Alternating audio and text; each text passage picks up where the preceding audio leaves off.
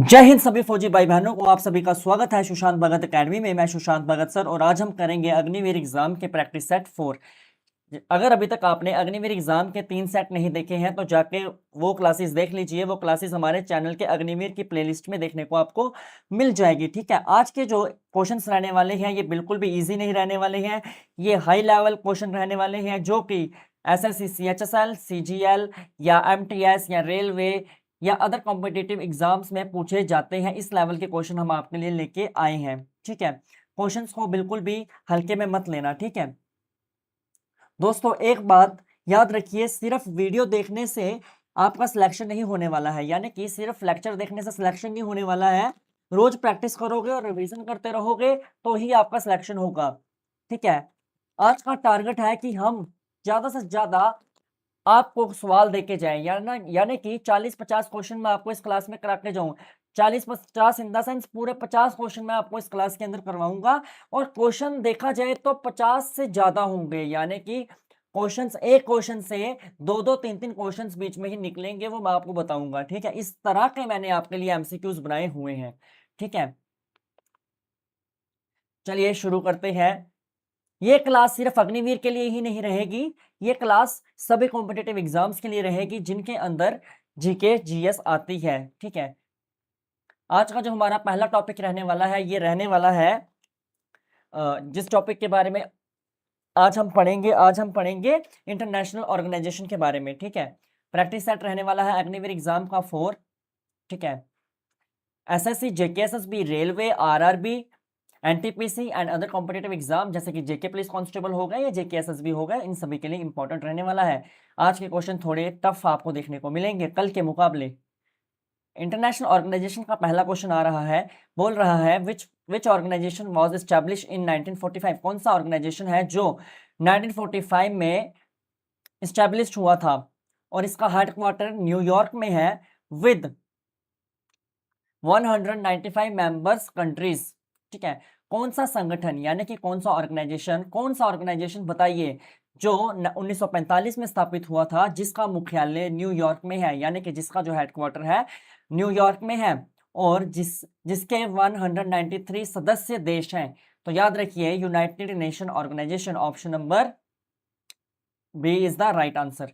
देखिए, अब मैं बताता हूं अग्निवीर एग्जाम में किस तरह से क्वेश्चन आएगा। अग्निवीर एग्जाम में इस तरह से पूछ सकता है कि यूनाइटेड नेशन ऑर्गेनाइजेशन जो है इसकी इस्टेब्लिशमेंट कब हुई थी। यूनाइटेड नेशन ऑर्गेनाइजेशन की इस्टेब्लिशमेंट हुई है 1945 में। कब हुई है? 1945 में। और अगर बात करें एसएससी, सीजीएल या सीएचएसएल, सीजीएल को छोड़िए, अगर बात करें सीएचएसएल की, एसएससी सीएचएसएल की, तो वहां पर पूछ सकता है आपको कि बताइए यूनाइटेड नेशन ऑर्गेनाइजेशन का हेडक्वार्टर कहां पर है। तो याद रखिए न्यूयॉर्क में। अगर हाई लेवल एग्जाम की बात करें तो हाई लेवल एग्जाम में किस तरह से पूछ सकता है? हाई लेवल एग्जाम में ये पूरा इसी तरह से आ सकता है। ठीक है, तो इतना सा याद रखिए। हमारा पहला क्वेश्चन खत्म हो गया। देखिए, एक क्वेश्चन से कितने क्वेश्चंस निकल रहे हैं, पूरा धागा खोलते हुए चलेंगे। ठीक है, क्वेश्चन नंबर 2 है, the headquarter of which organization is located in न्यूयॉर्क। कह रहा है एंड इट्स हैज 15 मेंबर्स। किस ऑर्गेनाइजेशन का जो हेडक्वार्टर है वो न्यूयॉर्क में है। कौन सा ऑर्गेनाइजेशन है जिसका हेडक्वार्टर कहां पर है? न्यूयॉर्क में है। और इसमें लगभग 15 सदस्य देश हैं, इसमें लगभग 15 मेंबर्स हैं। इस तरह से याद रखिए, 15 मेंबर्स हैं। तो याद रखिए यूनाइटेड नेशन सिक्योरिटी काउंसिल। क्या? United Nation Security council. अगर अगर आपसे इसकी फुल फॉर्म पूछता है यूएनएससी की, तो तब भी आपको याद रखना है United Nation Security Council. Option number A is the right answer. उसके बाद बात कर लेते हैं United Nation Children Fund, UNICEF was establish in which year. कह रहा है यूनाइटेड नेशन चिल्ड्रन फंड जो है, जिसकी फुल फॉर्म है यूनाइटेड नेशन चिल्ड्रन फंड जो है, इसको हम इस तरह से लिखते हैं यूएनआईसीईएफ। यूएनआईसीईएफ की फुल फॉर्म है यूनाइटेड नेशन चिल्ड्रन फंड की स्थापना किस वर्ष हुई है? तो याद रखिए इसकी जो एस्टेब्लिशमेंट हुई है 1946 में हुई है। कब हुई है? 1946 में हुई है। अगर आपसे यूएनआईसीईएफ की फुल फॉर्म पूछता है तो आपको पूरी याद रख के जाना पड़ेगा, यूनाइटेड नेशन चिल्ड्रन फंड। और मैक्सिमम टाइम यही पूछेगा यूनाइटेड नेशन चिल्ड्रन फंड की जो एस्टेब्लिशमेंट हुई है ये 1946 में हुई है। क्वेश्चन नंबर 4 है which organization work for the development programme and was establish in 1965। कौन सा ऑर्गेनाइजेशन है जिसने डेवलपमेंट प्रोग्राम के लिए कार्य करता है? कौन सा ऑर्गेनाइजेशन है जो डेवलपमेंट प्रोग्राम के लिए कार्य करता है, यानी कि डेवलपमेंट के लिए विकास कार्यक्रमों के लिए कार्य करता है, ठीक है, इस तरह से याद रखिए। और ये 1965 में स्थापित हुआ था, तो कौन सा हो जाएगा?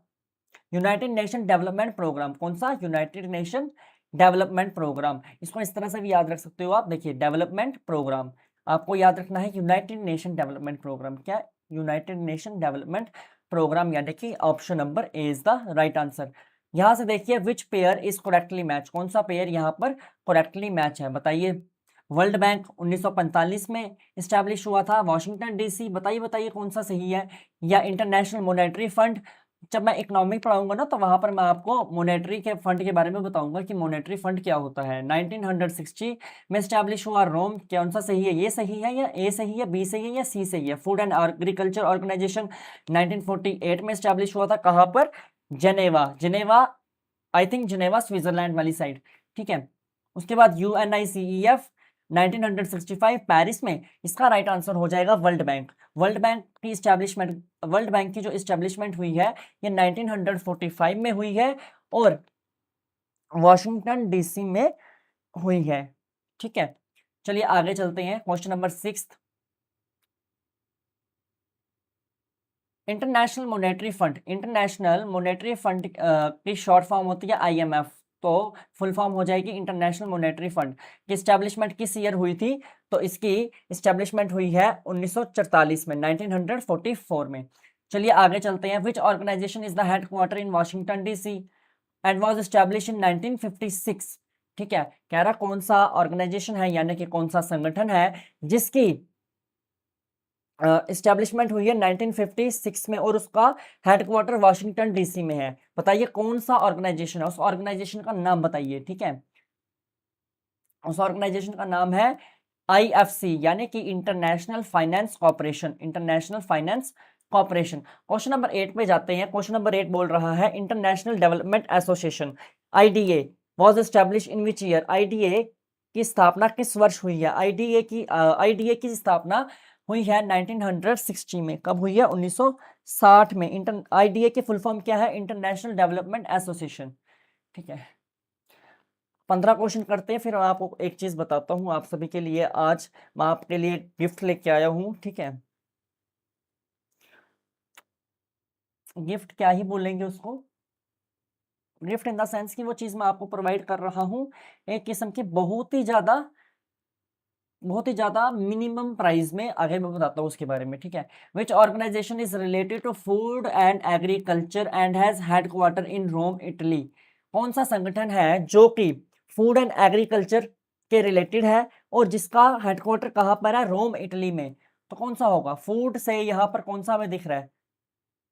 ऑप्शन कुछ ना चीजें आप ऑप्शन से एलिमिनेट करने की कोशिश कीजिए। World Food Organization, World Food Organization sir, ये भी हो सकता है। फूड एंड एग्रीकल्चर ऑर्गेनाइजेशन, ये भी हो सकता है। वर्ल्ड हेल्थ ऑर्गेनाइजेशन, सर ये तो नहीं लग रहा। वर्ल्ड ट्रेड ऑर्गेनाइजेशन, सर ये भी नहीं लग रहा। होगा तो AB में से ही। CD में से भी हो सकता है। B से, मैंने कहा था ना, यहां से कम चांस थे, यहां से कम चांस थे, यहां से ज्यादा चांस थे, ठीक है।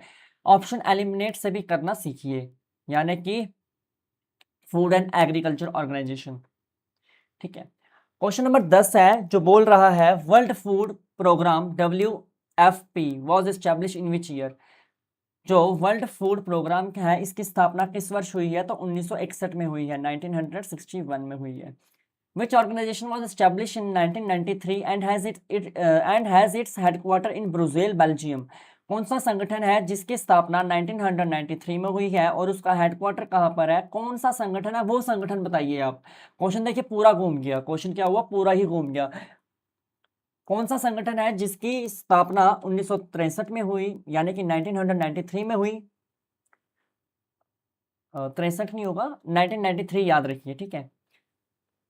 and has its headquarter in Brussels, Belgium, and has its headquarter in Brussels, Belgium। कौन सा है? तो याद रखिए यूरोपियन यूनियन। यूरोपियन यूनियन संगठन जो है, यूरोपियन यूनियन ऑर्गेनाइजेशन है, ये 1993 में एस्टैब्लिश हुआ था और इसका जो हेडक्वार्टर है ये ब्रुसेल बेल्जियम में है। ठीक है, यहां तक क्लियर हो गया। नॉर्थ अटलांटिक ट्रीटी, जो नॉर्थ अटलांटिक ट्रीटी ऑर्गेनाइजेशन है, ये किस वर्ष एस्टैब्लिश हुआ था? तो याद रखिए इसकी स्थापना हुई थी 1949 में। World Health Organization is located in which city? World Health Organization का मुख्यालय किस शहर में स्थित है? तो याद रखिए जिनेवा स्विट्जरलैंड। यहाँ है जिनेवा स्विट्जरलैंड। स्विट्जरलैंड अपने आप में बहुत ही ज्यादा सुंदर कंट्री है।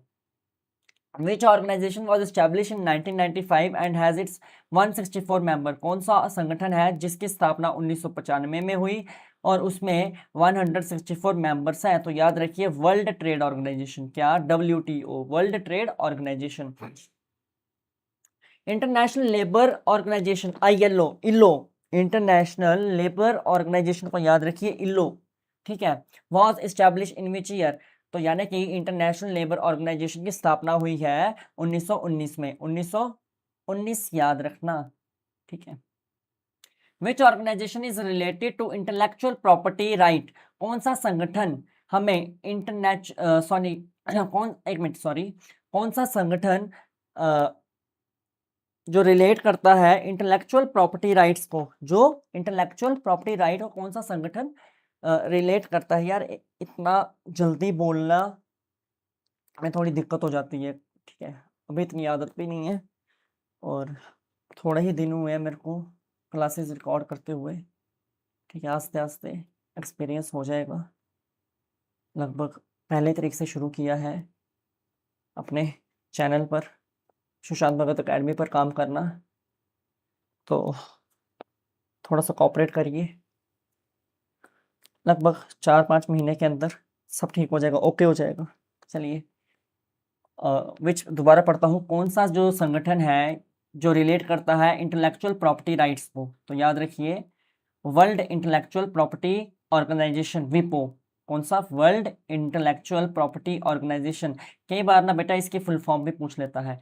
अगला क्वेश्चन नंबर 17 है, वर्ल्ड मेट्रोलॉजिकल ऑर्गेनाइजेशन WMO की इस्टेब्लिशमेंट किस ईयर हुई है? वर्ल्ड मेट्रोलॉजिकल ऑर्गेनाइजेशन की जो इस्टेब्लिशमेंट है ये हुई है 1951 में, यानी कि 1951 में। International Telecommunication Union, International Telecommunication Union ITU की इस्टेब्लिशमेंट हुई है 1865 में। International Organization for Standardization ISO की इस्टेब्लिशमेंट हुई है 1947 में। मोस्ट इंपॉर्टेंट है। उससे पहले मैं आप सभी के लिए एक चीज़ लेके आया हूँ। देखिए हमने कहाँ तक क्वेश्चन कर लिए? 20 से शुरू करने हैं अब। ठीक है, देखिए स्टूडेंट्स, हमारा टारगेट सिर्फ एक ही एग्ज़ाम देना नहीं है। ठीक है, आप हर एग्ज़ाम के फॉर्म डालिए, जोन से एग्ज़ाम आ रहे हैं या जोन से एग्ज़ाम आने वाले हैं, तैयारी करते रहिए। हमारा टारगेट सिर्फ एक अग्निवीर एग्ज़ाम ही नहीं है। हमारा टारगेट जितने भी यहाँ पर ये हमारी एक स्टैटिक जीके की बुक लॉन्च हो चुकी है। ठीक है, बहुत से स्टूडेंट्स पूछ रहे थे कि ऐसा कि एक ऐसी स्टैटिक जीके की बुक हो जिसमें पूरे सिलेबस एक जगह मिल जाए। बहुत सारे स्टूडेंट्स मेरे से पूछ रहे थे कि सर क्या करो कि कोई एक ऐसी स्टैटिक जीके की बुक हमें बताइए जिसके अंदर पूरा सिलेबस एक साथ मिल जाए। इसलिए एक बुक बनाई जो कि बहुत ही प्रीमियम है, जो कि बहुत ही ज़्यादा प्रीमियम है। प्रीमियम समझते हो ना, बहुत ही ज़्यादा अच्छी है, प्रीमियम एडिशन है। इसमें आपको आसान भाषा में पूछे गए स्टैटिक जीके के इंपॉर्टेंट फैक्ट और रिवीजन पॉइंट मिलेंगे। और क्या मिलेंगे? रिवीजन पॉइंट मिलेंगे। कीमत इसकी सिर्फ मिनिमम 150 रुपीज़ रहने वाली है ताकि हर छात्र इसे ले पाए।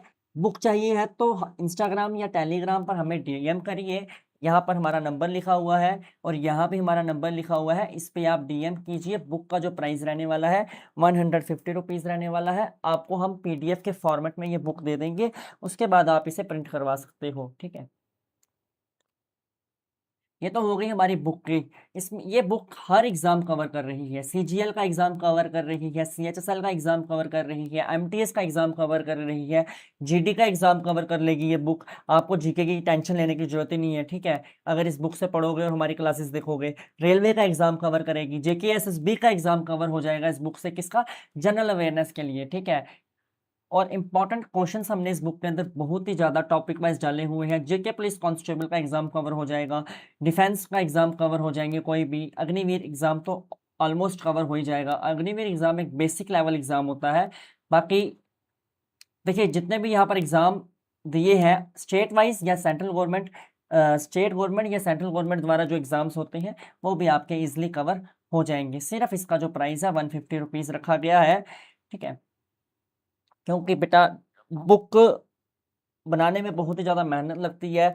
हर एक इम्पॉर्टेंट फैक्ट खुद अपने हाथों से टाइप करना पड़ता है, बहुत ही ज़्यादा दिन रात एक करके बुक बनती है, ठीक है। अब ये है हमारा रिवीजन एरिना। कई स्टूडेंट्स को पता होगा, जिनको नहीं पता है उनको मैं बता देता हूँ कि सिर्फ क्लासेस देखने से ही तैयारी नहीं होती है, हमें मॉक टेस्ट भी देने पड़ते हैं, ठीक है। और इस रिवीजन अरीना में आपको हर सब्जेक्ट के मॉक टेस्ट देखने को मिलेंगे। हिस्ट्री के पूरे कंप्लीट मॉक टेस्ट हम आपको करवाएंगे, पॉलिटी के कंप्लीट मॉक टेस्ट हम आपको कराएंगे, ज्योग्राफी के मॉक टेस्ट करवाएंगे, इकोनॉमी के करवाएंगे, स्टैटिक जीके के करवाएंगे। इनके हम चैप्टर वाइज मॉक टेस्ट करवाएंगे डे बाय डे। फिजिक्स के करवाएंगे, केमिस्ट्री के करवाएंगे, बायोलॉजी के करवाएंगे, और उसके बाद करंट अफेयर्स आपको डेली प्रोवाइड मिलेगी मैगजीन, ठीक है। और ये बहुत ही ज़्यादा प्रीमियम मैगजीन आपको डेली मिला करेगी। उसके बाद करंट अफेयर मैगजीन तो हम आपको प्रोवाइड करवाएंगे ही, साथ में वीकली जो आपको यहाँ पर मॉक टेस्ट प्रोवाइड करवाएंगे। कुछ दिन हम आपको टॉपिक वाइज करवाएंगे, कुछ दिन हम आपको फुल लेंथ मॉक टेस्ट भी प्रोवाइड करवाएंगे। इसकी फ़ी रहने वाली है 250 रुपीज़, ठीक है। अगर आपको ज्वाइन करना है तो आप नीचे दिए गए नंबर पे हमसे कंटेक्ट कर सकते हो और व्हाट्सएप पे मैसेज कर देना। बुक लेनी है तो भी इसी नंबर पे कंटेक्ट करना, अगर रिवीजन अरीना में ज्वाइन होना है तो भी इसी नंबर पे कंटेक्ट करना। चलिए शुरू करते हैं क्वेश्चन नंबर 20 से अब, ठीक है। इतना सही मैंने बताना था आपको। क्वेश्चन नंबर 20 में पूछे थे ना, कहाँ चला गया ये है। कह रहा है United nation human right council जो है UNHRC, United nation human right council की जो इस्टेब्लिशमेंट हुई है ये किस ईयर हुई है? तो याद रखिए ये हुई है 2006 में। 2006 is the right answer. Organization of petroleum exporting country GPEC का हेडक्वार्टर कहाँ पर है? ऑर्गेनाइजेशन ऑफ,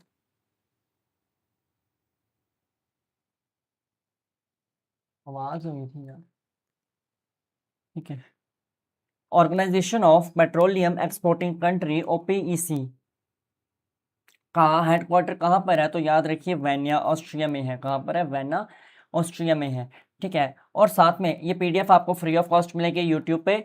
आपको अगर हमारे पीडीएफ से चैनल पर जाना है तो इस लिंक पे क्लिक कीजिए। अगर आपको कोई भी क्वेरी है तो इस पे क्लिक कीजिए, आप फिर आसान तरीके से हमारे साथ कंटेक्ट कर सकते हो, ठीक है। International atomic energy agency, international atomic energy agency की जो इस्टेब्लिशमेंट हुई है मोस्ट इंपॉर्टेंट है, कई बार एग्जाम में पूछता है। तो इसकी जो इस्टेब्लिशमेंट हुई है 1957 में हुई है।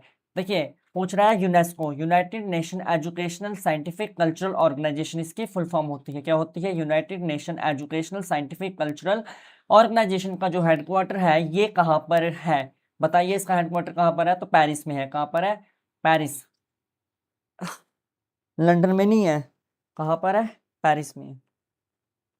एशियन डेवलपमेंट बैंक एडीबी का हेडक्वार्टर कहाँ पर है? तो एडीबी का हेडक्वार्टर है फिलीपींस, लग रहा था मेरे को फिलीपींस ही होगा, ठीक है। उसके बाद एयू का हेडक्वार्टर किस सिटी में है?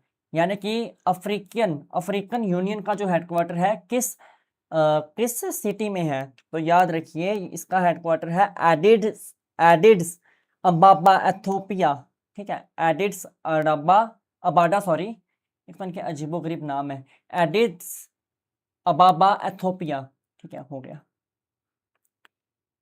ओ United Nation Environment Programme UNEP was established in which year? UNEP की एस्टैब्लिशमेंट किस ईयर हुई है? तो 1972 में हुई है। Where is the headquarter of United Nation Environment Programme? UNEP का हेडक्वार्टर कहाँ पर है? तो याद रखिए नैरोबी केन्या में। नैरोबी केन्या में। यार इधर शॉर्ट सर्किट हो रहा है, अरे अरे भाई साहब,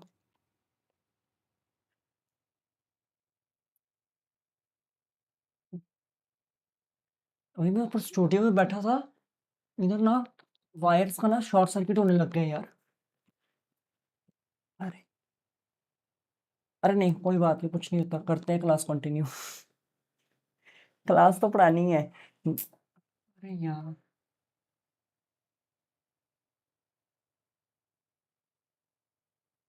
तो नौ है।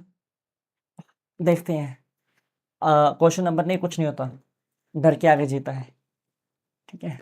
Where is the headquarter of United Nation Environment Programme, UNEP, कहाँ पर लोकेटेड है? तो ये कहाँ पर है? नैरोबी केन्या में। ठीक है। Non aligned movement NAM was establish in which year? तो नॉन अलाइंड मूवमेंट एनएएम की स्थापना किस वर्ष हुई थी? तो याद रखिए 1961 में हुई थी। थोड़ा जल्दी खींचूंगा मैं क्वेश्चन, ठीक है। यहाँ पर पता नहीं क्यों शॉर्ट सर्किट हो रहा है यार। How many members countries are there in non aligned movement NAM? NAM में कितने कंट्रीज ने सदस्यता ली हुई है? तो याद रखिए 120। एनएएम के अंदर 120 देशों के सदस्यता है। ठीक है, मेंबर्स हैं। Association of south east Asian nation was establish in which year? ठीक है। एशियन की स्टैब्लिशमेंट किस ईयर हुई थी? तो याद रखिए 1967 में हुई थी। Question number 31। International court of justice ICJ की हेडक्वार्टर कहाँ पर है? तो आईसीजे का हेडक्वार्टर कहाँ पर है, मुख्यालय कहाँ पर है? तो याद रखिए नीदरलैंड में। कहाँ पर? द हेग, नीदरलैंड में। देखो यार स्टूडेंट्स, मैं आपके लिए मोस्ट इंपॉर्टेंट लेके आया हूँ, मोस्ट इंपॉर्टेंट क्वेश्चन लेके आया हूँ। ठीक है। Asia Pacific economic cooperation opaque कहाँ पर इस्टेब्लिशमेंट हुआ है? यानी कि जो एशिया पैसिफिक इकोनॉमिक कॉपरेशन है अपैक, इसकी इस्टेब्लिशमेंट किस ईयर हुई है? ये क्वेश्चन पूछ रहा है। तो याद रखिए इसकी इस्टेब्लिशमेंट हुई है 1989 में। G7 group was establish in which year? कब हुआ है? 1975 में। G7 ग्रुप जो है, G7 समूह की स्थापना हुई है 1975 में। How many members are there in G20 group? ये तो पता होगा आपको, G20 ग्रुप में कितने मेंबर्स थे, या G20 ग्रुप में कितने सदस्य थे? तो याद रखिए 20 थे। कितने थे? 20 थे। BRICS was establish in which year? BRICS की स्थापना किस वर्ष हुई है? 2006 में हुई है। कब हुई है? 2006 में हुई है। जितने भी स्टूडेंट्स होंगे, आधों का तो बर्थ होगा 2006 का, जो कि अग्निवीर एग्जाम की तैयारी कर रहे हैं। उससे ज़्यादा का भी हो सकता है, 2006 का ऑलमोस्ट। ठीक है। Which organization has its headquarter in Shanghai, China and was established in 2014? कौन सा संगठन, कौन सा ऑर्गेनाइजेशन संघाई चीन में स्थित है और 2014 में इसकी स्थापना हुई थी? तो याद रखिए एनडीबी, यानी कि न्यू डेवलपमेंट बैंक। कौन सा? New development bank. ठीक है। न्यू डेवलपमेंट बैंक की एस्टैब्लिश बाय विच ग्रुप? जो न्यू डेवलपमेंट बैंक है वो किस ग्रुप के द्वारा स्थापित किया गया था? तो याद रखिए ब्रिक्स के द्वारा। किसके द्वारा? ब्रिक्स के द्वारा। ऑप्शन नंबर बी, इसको बोलेंगे SAARC. South Asia Association and Regional Corporation was establish in which year? तो South Asia Association for Regional Corporation की स्थापना किस वर्ष हुई है? तो याद रखिए इसकी स्थापना हुई है 1985 में। Where is the headquarter, where is the जो हेडक्वार्टर है, यानी कि कौन सा, कहाँ पर है? Where is the headquarter of South Asia Association for Regional Corporation SAARC located? South Asia Association for Regional Corporation SAARC का मुख्यालय कहाँ स्थित है? तो याद रखिए ढाका, बांग्लादेश। कहाँ पर है? ढाका, बांग्लादेश। सॉरी, ढाका बांग्लादेश नहीं था, गलत हो गया, काठमांडू, नेपाल। ठीक है, ये नहीं है इसका राइट आंसर, काठमांडू नेपाल होगा। ठीक है।